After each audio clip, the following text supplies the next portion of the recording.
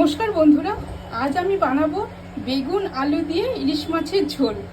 এর জন্য নিয়ে নেব 4 পিস ইলিশ মাছ, বেগুন, আলু, এর জন্য কালো জিরে, কাঁচা লঙ্কা, নুন, হলুদ, কাশ্মীরি লঙ্কার গুঁড়ো, জিরে গুঁড়ো, চিনি।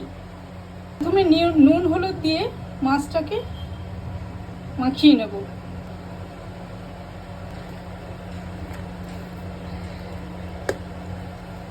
প্রথমে কড়াই বসিয়ে তাতে তেল দিয়ে দিচ্ছি।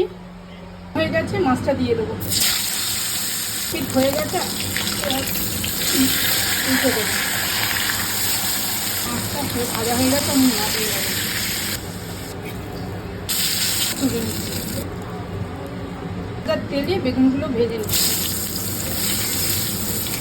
এগুলো ভাজা হয়ে গেছে, আমি তুলে নিচ্ছি। একটু তেল দিয়ে দিচ্ছি, দিয়ে দেবো কালো জিরে, কাঁচা লঙ্কা, আলু ভাজা হয়ে গেছে। দেবো জিরের গুঁড়ো, কাশ্মীরি লঙ্কার গুঁড়ো,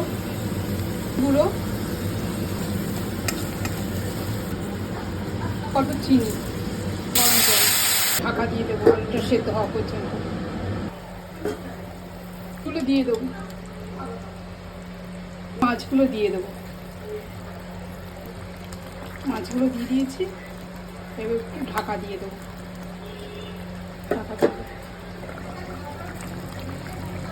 নামিয়ে নেবো আমি।